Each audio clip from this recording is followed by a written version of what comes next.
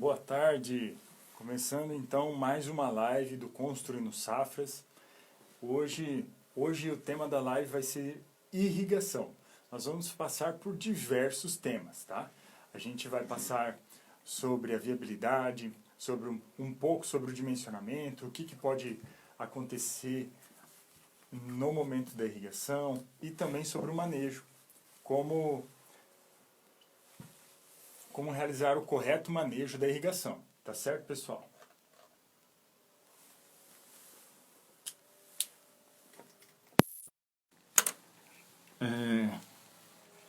Continuando, então. A irrigação é o nosso tema de hoje, tá certo? Então vamos começar falando... Tá dando para ouvir, pessoal? Só confirma para mim se agora o áudio ficou bom.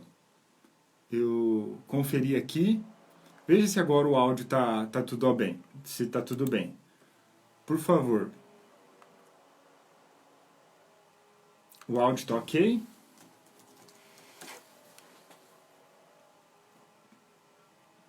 Tudo bem? Beleza.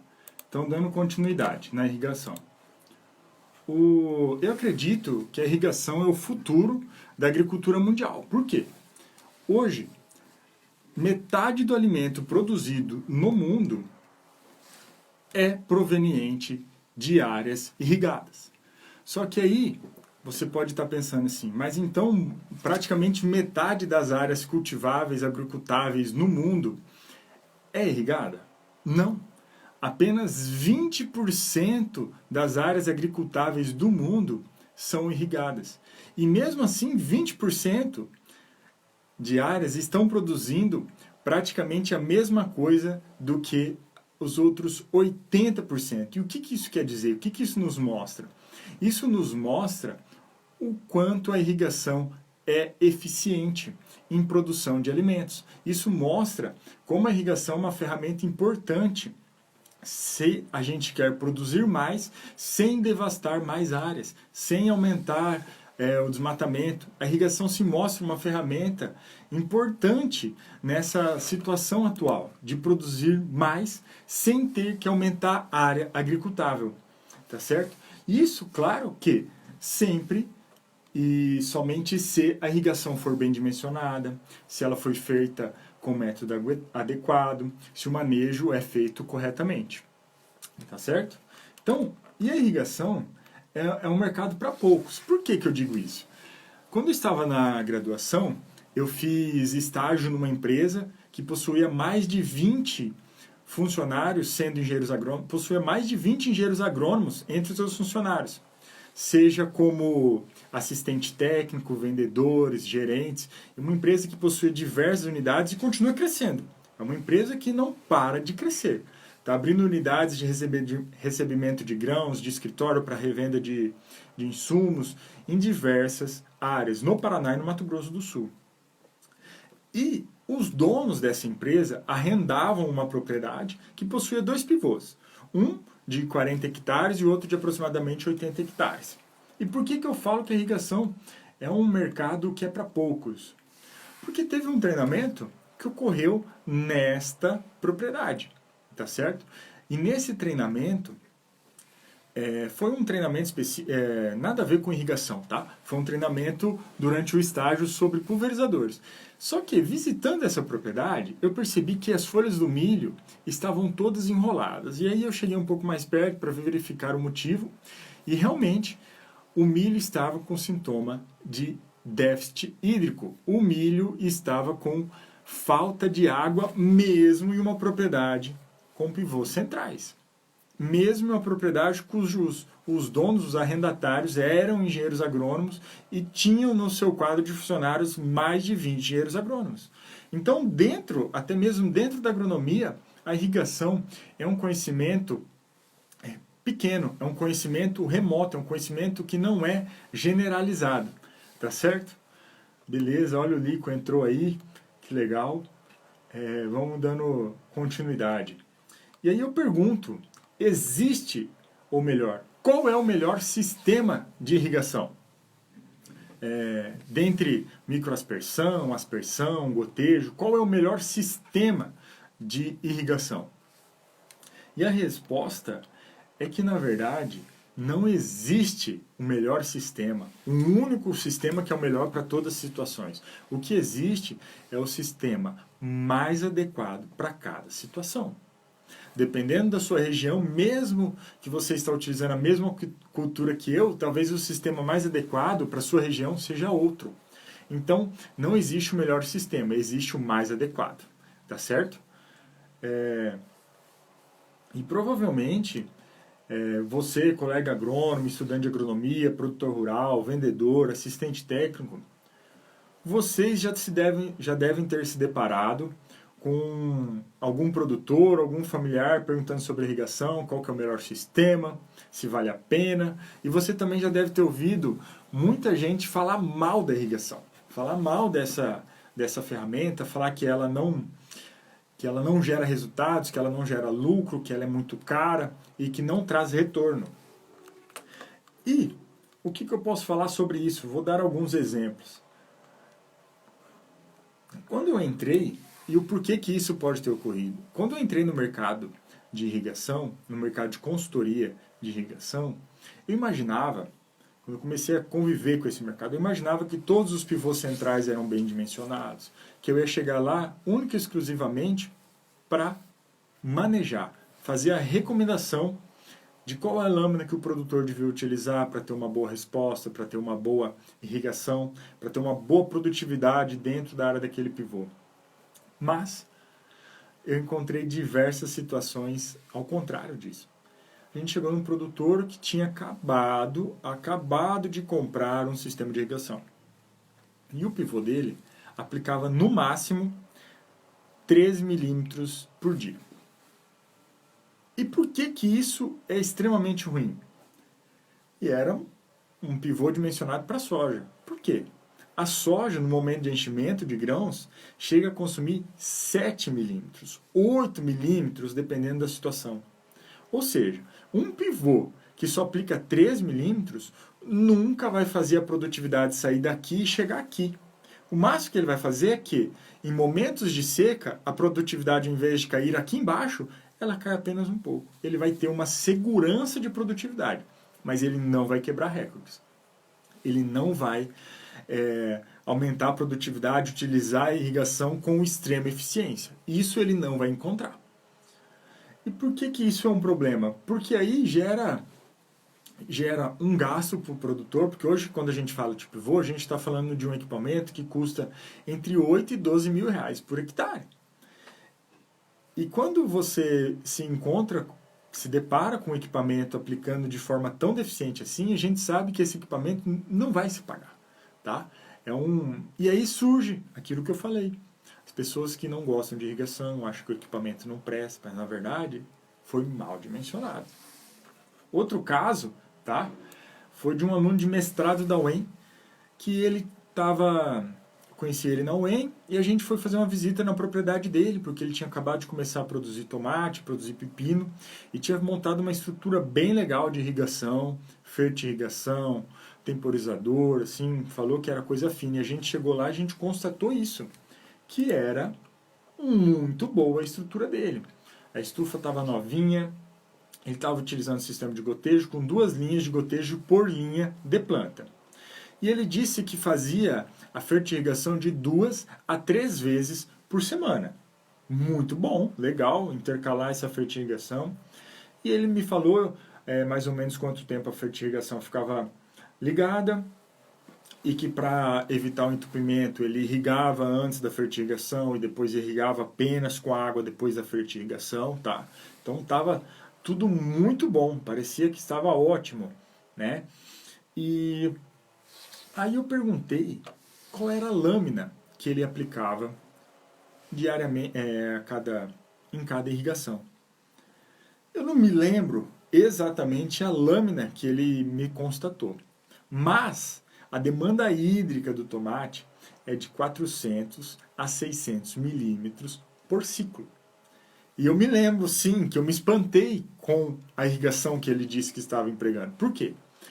A soma total de lâmina que ele estava utilizando era praticamente o dobro, mais do que o dobro da recomendada, do consumo hídrico do tomate. tá? E eu perguntei, né, qual que era a vazão do sistema para ver se era apenas um ajuste que ele poderia fazer, diminuir o tempo de irrigação.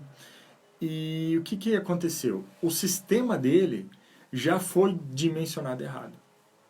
Apenas para ele fazer a fertirrigação, ele já ia exceder os limites da necessidade hídrica do tomate. Ele já ia exceder a necessidade hídrica do tomate. Ou seja, o sistema estava mal dimensionado. E como eu falei, vocês lembram que eu comentei que eram 2 fitas de gotejo por linha de planta? Provavelmente, se ele tirasse uma linha de gotejo, a irrigação dele ia ficar muito próxima do ideal. Tá certo? E outra situação muito ruim que a gente se deparou foi de um pivô de 50 hectares, tá? Em Naviraí, e esse pivô tinha como única fonte de água um único poço artesião de vazão baixa. Aí eu pergunto, quando esse pivô vai suprir a necessidade hídrica da soja? Nunca, tá? Porque a fonte de água dele era muito pequena. A vazão de água que esse poço artesiano gerava era muito pequena. Tá? Então são problemas muito, muito complicados de se encontrar, muito ruins de se encontrar. Aí você pode estar se perguntando por que ocorre isso? E o motivo disso é o seguinte,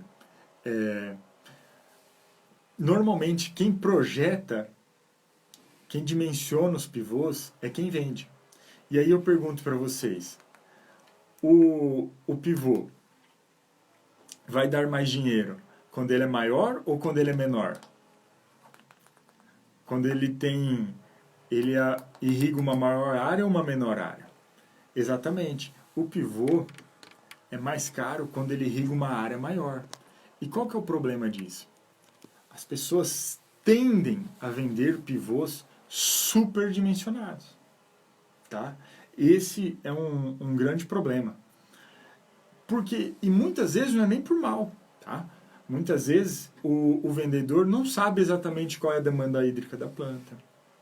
Às vezes eles não fazem avaliação de disponibilidade hídrica da propriedade. Apenas vendem o equipamento de irrigação. E aí você vai encontrar pivôs que aplicam apenas 3 milímetros. Aí eu gostaria de perguntar para esse vendedor, tá, você sabe qual que é a demanda hídrica da soja?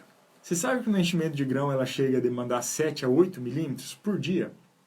Então um pivô de 3 milímetros não é a melhor saída. Será que não seria legal, ao invés de vender um pivô que aplica no máximo 3 milímetros de 100 hectares, um pivô que aplica 6 milímetros, só que apenas de 50 hectares? Sem dúvida, seria muito melhor para o produtor. Mas existe esse conflito de interesses. Tá? Normalmente eles tendem a vender o equipamento de maior área. Muitas vezes, como eu falei, não é por mal, mas isso tem ocorrido com frequência, porque eu estou relatando aqui para vocês. Mas eu pergunto, se você é vendedor de equipamentos de irrigação, você sempre vai querer vender o maior pivô? Não. O correto é você sempre tentar vender o que é melhor para o produtor. Por quê? Desta forma, ele volta a comprar de você.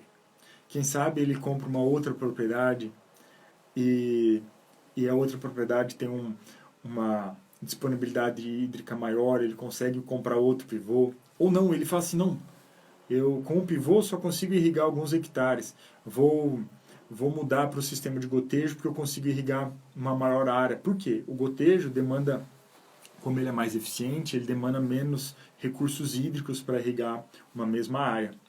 Então, o vendedor que se atentar, olhar para o produtor de uma maneira diferente, ele vai vender mais de uma vez. E outra coisa, o produtor que compra um pivô que aplica 3 milímetros apenas, ele não vai te recomendar. Ele não vai recomendar o seu serviço. Por quê? Porque na área dele o pivô não se paga. Na área dele o pivô não quebra recorde de produtividade. Não ajuda a quebrar esses recordes de produtividade. Agora, um pivô bem dimensionado vai fazer o produtor feliz. e o produtor contente com o equipamento, contente com o investimento que ele fez, é um produtor que vai falar bem do seu serviço. Então você vai vender muito mais, tá? Outra coisa que você vai encontrar muito no meio da irrigação é as pessoas falarem que a energia elétrica desse equipamento é cara. Não, não irriga não, porque, cara, a energia é muito cara. Energia elétrica é muito cara. E aí vem outro problema. Por quê? Algo só é caro se ele não te traz retorno. Porque se você coloca R$ 1.000 em uma coisa e ele te retorna 2.000, foi caro comprar aquilo lá? Não, foi um belo de um investimento. Agora, se você coloca R$ 1.000 e o seu retorno é de 980, pô, você teve R$ 20 de custo, na verdade. Então, isso foi caro. E a energia elétrica, se ela for bem utilizada no pivô, se esse pivô, esse equipamento for bem manejado, essa energia elétrica não vai ser cara, porque ela vai te trazer retorno. E como eu disse, a energia elétrica tem muito a ver, começa muito antes, o manejo começa muito antes da energia elétrica. Começa na viabilidade desse pivô, no dimensionamento. Por quê? Um bom dimensionamento vai ser de certa forma, que você consegue irrigar a necessidade hídrica da sua cultura entre os períodos, entre o horário do dia em que o custo da energia é mais barato. E esse horário é de quando a quando? Das 9h30 da noite às 6 da manhã. Então você precisa de um equipamento de irrigação que supra a necessidade hídrica da sua planta com esse tempo de funcionamento. Para quê? Para você pagar menos energia, tá certo? E aí a gente parte para outra coisa muito importante dentro da irrigação, que é o quê? A uniformidade. Porque na irrigação você vai se deparar com equipamentos novos, é claro, mas você vai se deparar com muitos equipamentos que estavam parados, com algumas tubulações que são improvisadas, tá? Isso é realmente comum. E você precisa avaliar a uniformidade, talvez reparar, trocar peças, entendeu? Porque não adianta nada você conhecer o solo, conhecer a cultura, conhecer o clima, e aí você faz uma recomendação de lâmina perfeita, precisa de 5 milímetros por dia. E o pivô, em certos setores, está aplicando apenas 2, no outro está aplicando 7. Por quê? Por falta de uniformidade. Então, esse é um problema que a gente precisa eliminar. E como que a gente vai avaliar a uniformidade do pivô ou do sistema de irrigação que for? Basicamente, não tem muito segredo. Vou mostrar aqui para vocês um equipamento, tá? Nos pivôs a gente utiliza isso daqui, ó. Um copo coletor com uma haste no solo, tá? E em outros sistemas de gotejo vai ser muito parecido. Você vai precisar de um copo coletor, você vai distribuir pela área e você vai deixar um tempo isso ligado. Aí depois você vai vir assim, ó, com uma proveta, você vai utilizar para quê? Para você medir e anotar quantos milímetros deu em cada setor desse pivô, desse sistema de gotejo, e você vai colocar esses dados em algumas equações de uniformidade, que pode ser a de Christensen, a de distribuição, a de Hart, o método estatístico. O que você precisa fazer é coletar esses dados e submeter a uma equação de uniformidade. E de acordo com os resultados, você vai ver esse pivô está ou não uniforme. Esse sistema de gotejo está ou não uniforme. Está aplicando de maneira uniforme? Tá. Não está? Por quê? Aí você precisa buscar os motivos disso daí. Mas já a gente chega lá. E como eu falei, é um equipamento extremamente simples, tá? E tem... esse daqui muitas vezes está sendo comercializado, um kit desse, tá? Com 50 copos e com esta haste, está sendo comercializado por mais de R$ 2.000 na internet. Mas não tem segredo nenhum confeccionar esse equipamento. Se alguém tiver alguma dúvida ou curiosidade, pode me mandar uma mensagem que eu ajudo vocês nesse caminho. E, dando continuidade, você identificou que tem problemas de uniformidade? Você precisa identificar as causas. Se for um pivô, você vai verificar se tem algum segmento entupido, vai avaliar a pressão da saída da bomba, você pode avaliar a pressão dos aspersores, verificar a tensão e amperagem do motor, tá? Tudo isso pode influenciar. Identificando o problema, você precisa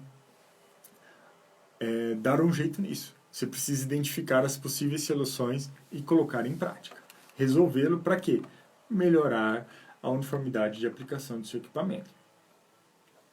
Outra pergunta muito feita na irrigação é o seguinte: eu vou irrigar a minha área com a mesma lâmina do começo ao fim, toda a área do pivô? A gente visitou um pivô faz 15 a 20 dias e era um pivô de 120 hectares, um pivô enorme, uma área muito bonita, tá? E dependendo de onde você está, você não conseguia nem ver o último lance daquele pivô. Então mudava o relevo, mudava a textura do solo, mudava as culturas, o histórico da área. Então aquele solo era diferente, tinha vários tipos de solo naquela área de 120 hectares. Então como você vai proceder? Você vai fazer de forma semelhante à análise, à divisão da área unidade de manejo da análise química. Você vai fazer o quê? Primeira coisa, você vai dividir essa área. Para isso, você pode utilizar drone, você pode utilizar imagens de satélite, utilizar o Land Viewer, tá? Uma ferramenta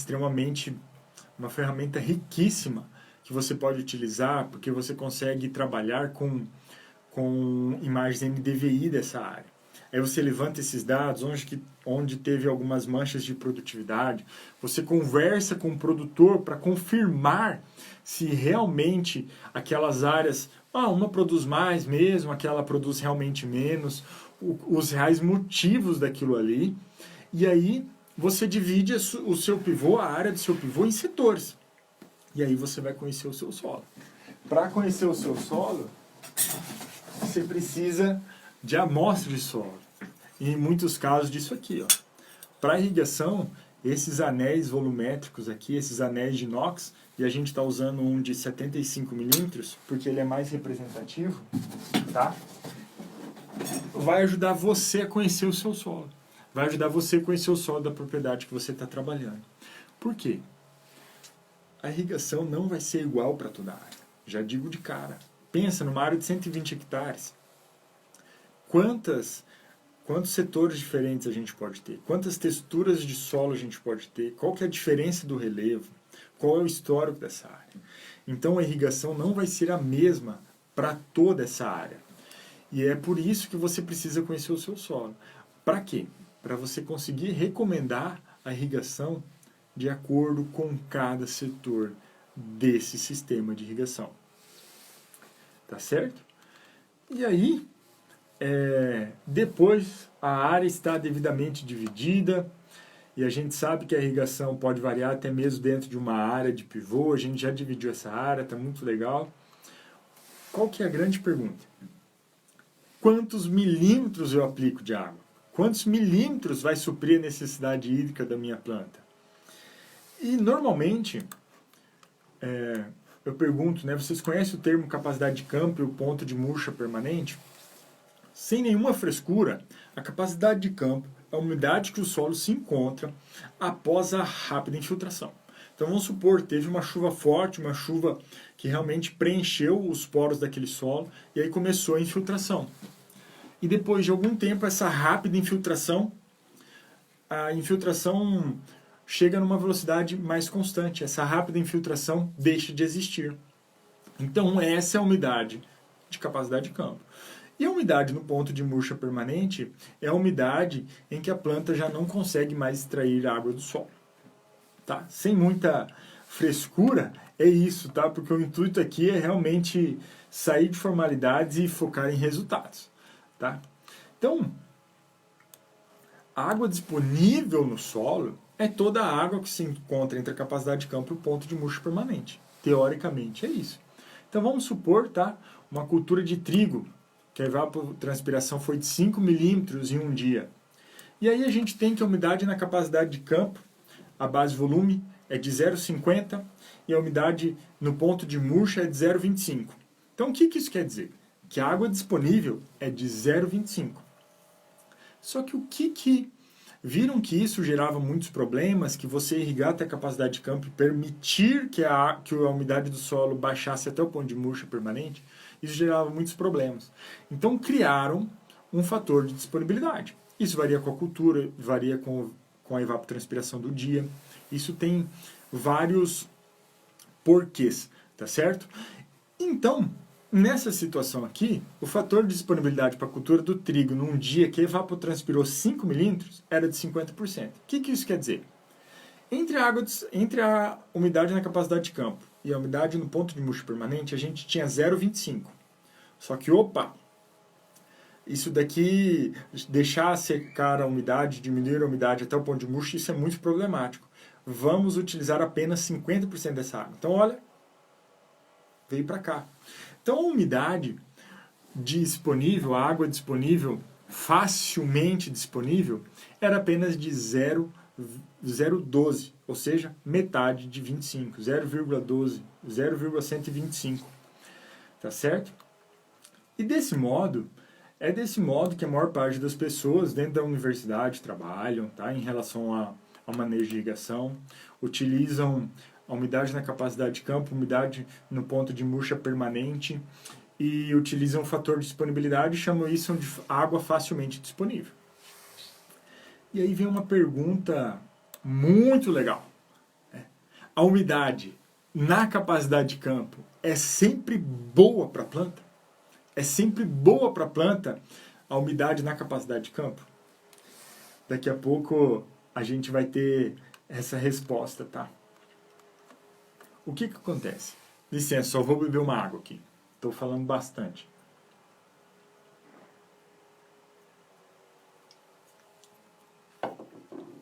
Nem sempre a umidade na capacidade de campo é boa para a planta. E eu vou falar o porquê. Beleza. Vamos supor que a gente tenha água disponível. Resumindo, por que a umidade na capacidade de campo nem sempre é boa para a planta? Porque ela não leva em consideração todas as variáveis possíveis no manejo de irrigação. Ela leva apenas a umidade e esquece de levar em consideração a resistência à penetração e a aeração, a porosidade de aeração. Por que eu digo isso? A água disponível é água na capacidade de campo, facilmente disponível. É a umidade na capacidade de campo, entre a umidade, entre o ponto de murcha permanente e o fator de disponibilidade. Então, muitas vezes a gente tem uma faixa de solo, uma faixa de umidade que a gente acredita que está facilmente disponível para a planta, que é essa daqui. Mas o que acontece? Muitas vezes, o que limita a parte inferior do crescimento e do bom desenvolvimento das plantas não é falta de água, é a resistência à penetração. E muitas vezes a resistência à penetração ocorre antes dessa umidade, teoricamente facilmente disponível. Então a gente pensa que a umidade facilmente disponível é essa daqui, mas na verdade a resistência à penetração não está assim em paralelo, ela está assim, ó. Tá certo? Então a gente acaba fazendo com que a nossa planta não se desenvolva bem. E na parte superior, agora falando da capacidade de campo, o que acontece? Muitas vezes, mesmo na capacidade de campo, até mesmo na capacidade de campo, a planta já está com falta de ar. E isso é decorrência de um solo compactado, de um solo denso. Então, muitas vezes, a umidade na capacidade de campo, a planta já tem deficiência de oxigênio. Ela já sente falta de oxigênio por falta de aeração naqueles poros. Então, o correto não é irrigar até a água teoricamente facilmente disponível, quando chegar na água no limite inferior, até a capacidade de campo e esperar que essa água caia novamente, diminua essa umidade. Por quê? Muitas vezes, na capacidade de campo, a planta já está com falta de ar. E aí o que limita não é a falta de água, e sim a falta de ar. Tem um exemplo aqui, tá? Que a água facilmente disponível se encontrava de 0,40 até 0,32 de umidade base-volume. Só que quando se tratava de um solo com densidade de 1,5, o que limitava a parte inferior não era mais água, era resistência à penetração. Então já não estava mais assim. A parte do gráfico já estava assim, ó, em diagonal. E a partir de uma densidade muito antes, a partir de uma densidade do solo de 1,36, o que limitava o correto crescimento da planta não era água quando estava na capacidade de campo, e sim a porosidade de aeração. Nesse trabalho, o solo na capacidade de campo, o solo com umidade na capacidade de campo já era prejudicial para o correto crescimento e desenvolvimento das plantas. De forma que, se você irrigasse até o limite inferior, até chegar à capacidade de campo, e sempre retomasse isso daí, a sua planta ia passar por falta de ar em 50% do desenvolvimento dela. E vocês acham que uma planta que está passando falta de oxigênio vai se desenvolver bem? Não vai. Esse desenvolvimento vai ser muito prejudicial pela falta de oxigênio, tá certo? E tem alguns casos mais evidentes que eu posso falar para você nesse outro gráfico aqui. Eu posso passar para vocês, caso alguém queira. Numa densidade do solo de 1,16 16 megagramas por metro cúbico, toneladas por metro cúbico, o que limitava o crescimento já não era a umidade, já era a resistência à penetração. E numa umidade a partir de 1,32, o que limitava o correto crescimento e desenvolvimento da planta já não era a umidade na capacidade de campo, mas sim a falta de oxigênio. E é por isso que o manejo que mais se adequa, que sem dúvida leva em consideração todas as variáveis para o correto crescimento e desenvolvimento da sua planta, seja ela qual for, é esse intervalo hídrico ótimo, tá certo? E esse parâmetro leva em consideração, além da umidade do solo, a disponibilidade de oxigênio e a resistência à penetração. E é por isso que ele atende à necessidade das suas plantas, tá certo? E é assim que a gente constrói safras através da irrigação.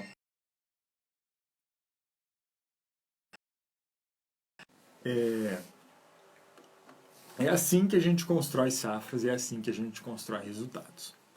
Se alguém tiver alguma pergunta, se alguém quiser saber mais, pode me mandar uma mensagem, pode me mandar um e-mail. Eu fico à disposição de vocês para a gente conversar, tirar dúvidas e também para aprendermos juntos, porque aqui ninguém é o dono da verdade, tá certo? Mas isso que eu gostaria de passar para vocês, para a gente tomar muito cuidado com a viabilidade do equipamento de irrigação, a gente avaliar muito bem qual que é a disponibilidade hídrica que a gente tem na propriedade. Para quê? Para a gente fazer um projeto de um pivô, de um sistema de irrigação que supre as necessidades da planta. Para a gente não ver mais pivôs que a única fonte de água é um poço artesiano. Para a gente não ver pivôs aplicando no máximo 3 milímetros de água por dia, sendo que a demanda hídrica da soja chega a ser 8 milímetros. Tá certo? Tomar cuidado com o dimensionamento, com a vazão desses aspersores, para que a maior parte da irrigação seja feita nos horários em que a energia elétrica é mais barata, que é das 9h30 da noite até as 6 horas da manhã. Para quê? Ficar mais barato para o produtor. O produtor conseguir utilizar esse equipamento sem medo, para ele conseguir suprir toda a necessidade hídrica da planta dele, para ele ter retorno deste investimento. Além disso, manejar a irrigação levando em consideração todas as variáveis que estão contidas na propriedade. Solo, clima, uniformidade desse equipamento, a cultura, a disponibilidade de dinheiro que o produtor tem para fazer esse projeto, tá? E manejar esse equipamento de irrigação da melhor forma possível para a gente produzir cada vez mais, para a gente construir safras, para a gente construir resultados, tá certo? Então, assim me despeço de vocês, mas eu gostaria de passar mais um recado. Sexta-feira, estou definindo o horário, mas eu vou postando aqui no Construindo Safras e também no Instagram do Jean Construindo Safras, tá? Sexta-feira eu vou fazer análises técnicas do mercado de commodities ao vivo, tá? E vou fazer as recomendações, tanto para soja, para milho, para café, suco de laranja, carne bovina, açúcar, etanol e acredito que são essas as commodities que nós vamos trabalhar, tá certo? E eu vou fazer essas análises e recomendações ao vivo na sexta-feira, tá certo? Para a gente continuar construindo safras, construindo resultados, para o produtor conseguir vender melhor a safra que dá tanto trabalho para produzir. E também que seja possível que ele consiga comprar os fertilizantes de maneira mais barata, como a gente já conseguiu entregar para o seu Josemar na propriedade modelo. Assim me despeço. Muito obrigado por todo mundo que acompanhou. Eu vi aqui o Kennedy. Tá, Kennedy? Beleza? Itikawa, saudades, beleza? Zé Maria, tudo bem? Muito obrigado por todo mundo que acompanhou. Um forte abraço e fiquem com Deus.